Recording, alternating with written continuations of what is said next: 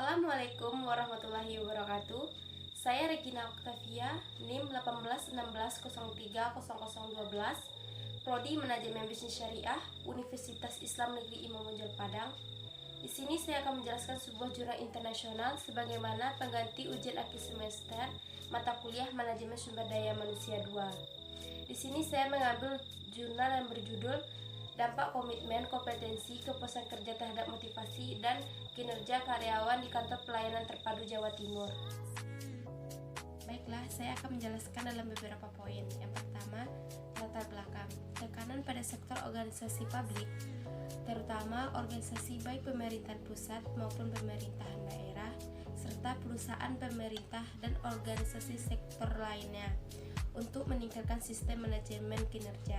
Hanya manajemen berbasis kinerja yaitu bagian dari reformasi manajemen publik baru (NPM) telah dilakukan oleh negara-negara maju di Eropa dan Amerika sejak 1980, fokus pada manajemen berbasis kinerja. Sedangkan di Indonesia, implementasi NPM adalah berlakunya keputusan Menteri Administrasi Pegawai Negeri Sipil dan Reformasi Birokrasi atau Menpan Nomor 25 Tahun 2004 dan Nomor 12 Tahun 2009 tentang penilaian kinerja pegawai yang seharusnya dilakukan oleh semua institusi pemerintah untuk mengukur kinerja mereka.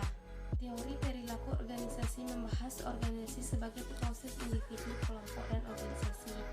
Menurut Robin dan Hakim 2008, prinsip-prinsip perilaku individu adalah kemampuan atau kompetensi, kepuasan kerja, komitmen terhadap organisasi, dan motivasi. Sedangkan menurut Gibson 2009, faktor-faktor yang pengaruh kinerja adalah faktor individu, faktor psikolog, dan faktor organisasi. Berdasarkan hasil penelitian sebelumnya, ada 4 hasil penelitian yang bertentangan. Yang pertama, menurut Fadable 2009, tidak menemukan pengaruh antara komitmen dan motivasi. Yang kedua, menurut Babakus 1996, tidak menemukan hubungan yang signifikan antara kepuasan kerja dan motivasi. Yang ketiga, menurut Van der Horst 2010, tidak menemukan hubungan yang signifikan antara kepuasan kerja dan kinerja.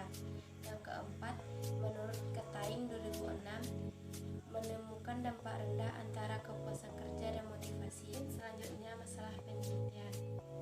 Masalah dalam penelitian ini ada 2. Yang pertama, apakah kompetensi, komitmen, dan kepuasan kerja mempengaruhi motivasi karyawan?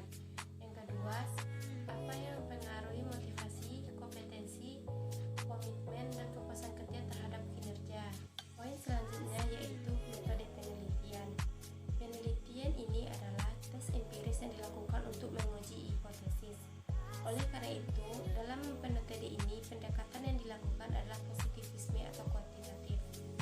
Ini adalah studi induktif yang bertujuan untuk mengeneralisasi hasil temuan empiris dari sampel yang diambil dari karyawan Kantor Pelayanan Terpadu Jawa Timur.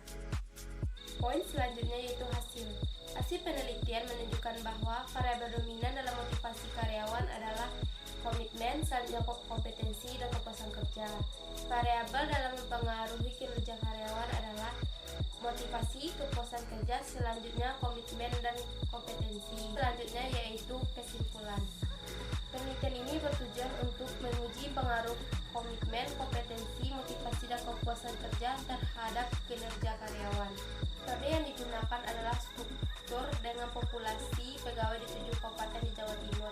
Sampel yang diambil dari 194 responden secara acak. Metode analisis data yang digunakan efisien, struktural, pemodelan atau STEM dengan Amos versi 20. Bahwa komitmen, kompetensi, motivasi, dan kepuasan kerja berpengaruh signifikan terhadap kinerja karyawan. Sekian video dari saya.